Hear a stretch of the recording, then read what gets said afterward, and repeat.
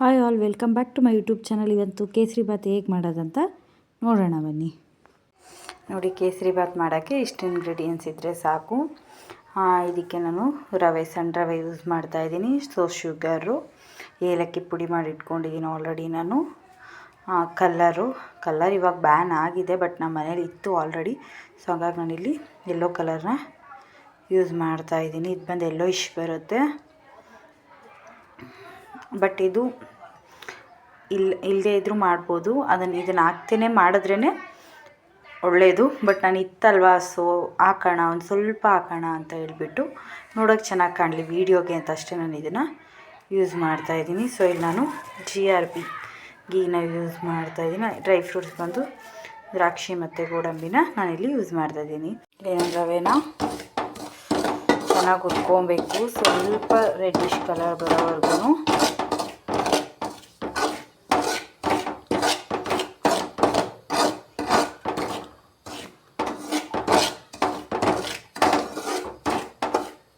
ನಾನು ಆಲ್ರೆಡಿ ರವೆನ ಹುರ್ಕೊಂಡಿರೋದ್ರಿಂದ ಸೊ ತುಪ್ಪನ ಹೀಟ್ ಮಾಡಿಕೊಂಡು ಅದಕ್ಕೆ ಡ್ರೈ ಫ್ರೂಟ್ಸ್ನ ಹಾಕ್ಕೊತಾ ಇದ್ದೀನಿ.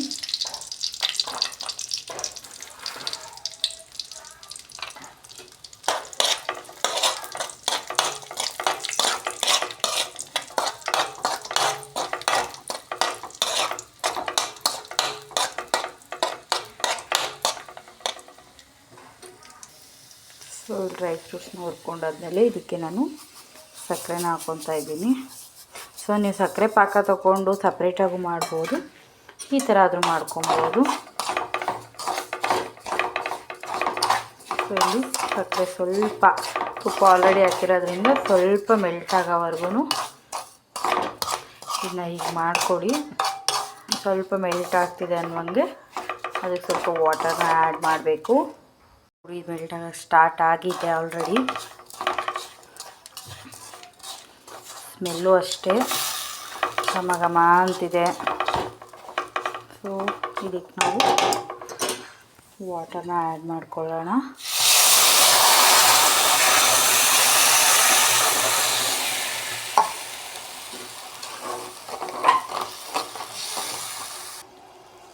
ಸೊ ಸ್ವಲ್ಪ ಕುದಿ ಬರ್ತಾಯಿದೆ ಅನ್ನೋ ಇದಕ್ಕೆ ನಾನು ಏಲಕ್ಕಿ ಪೌಡರ್ನ ಆ್ಯಡ್ ಮಾಡ್ಕೊತಾ ಇದ್ದೀನಿ. ಇಲ್ಲ ನೀವು ಡೈರೆಕ್ಟ್ ಏಲಕ್ಕಿನೂ ಕೂಡ ಸ್ವಲ್ಪ ಮ್ಯಾಶ್ ಮಾಡಿಬಿಟ್ಟು ಹಾಕ್ಕೊಬೋದು. ಸೊ ಅದೇ ಕುದಿ ಬರೋ ಟೈಮಲ್ಲಿ ನಾನಿಲ್ಲಿ ಸ್ವಲ್ಪ ಕಲರಿನ ಆ್ಯಡ್ ಮಾಡ್ಕೊತಾ ಇದ್ದೀನಿ. ಸೊ ತುಪ್ಪದಲ್ಲಿ ನಾವು ಸಕ್ಕರೆನ ಹುರ್ಕೊಡೋದ್ರಿಂದ ಸ್ವಲ್ಪ ಅದು ಗಟ್ಟಿಯಾಗಿರುತ್ತೆ, ಬಟ್ ನೀರು ಬಿಸಿ ಹಾಕ್ಕೊಳ್ಳೋಂಗೆ ಅದು ಮೆಲ್ಟ್ ಆಗುತ್ತೆ. ನೋಡಿ ಇಲ್ಲಿ ಅದೇ ಥರ ಗಂಟೇನು ಆಗಿಲ್ಲ. ನೋಡಿ ಕಲರ್ ಆ್ಯಡ್ ಮಾಡಿದ್ಮೇಲೆ ಸೊ ಈ ಥರ ಕಾಣಿಸ್ತಿದೆ. ಇದು ಚೆನ್ನಾಗಿ ಕುದಿ ಬರೋವರೆಗೂ ನಾವು ವೆಯ್ಟ್ ಮಾಡಬೇಕು. ಇದು ಚೆನ್ನಾಗಿ ಕುದಿ ಬಂದಮೇಲೆ ಇದಕ್ಕೆ ನಾವು ರವೆನ ಆ್ಯಡ್ ಮಾಡಿ. ಚೆನ್ನಾಗಿ ಕುದಿ ಬರ್ತಿದೆ. ಸೊ ಇವಾಗ ನಾವು ಇದಕ್ಕೆ ರವೆನ ಆ್ಯಡ್ ಮಾಡ್ಕೊಳ್ಬೇಕು.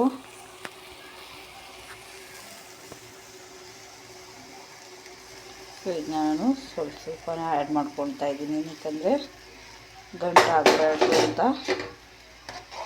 ಸೊ ಈ ಥರ ಸ್ವಲ್ಪನೇ ಆ್ಯಡ್ ಮಾಡ್ಕೊಳ್ಳೋದ್ರಿಂದ ಅದೇ ಥರ ಗಂಟಾಗಲ್ಲ.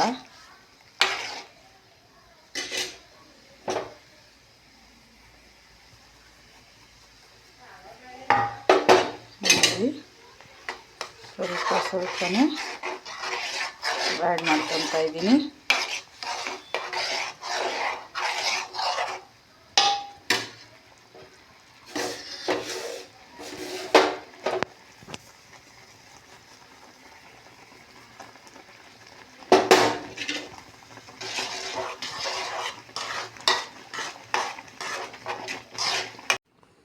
ಸೊ ಕೇಸರಿ ಬಾತ್ ರೆಡಿ ಆಯಿತು.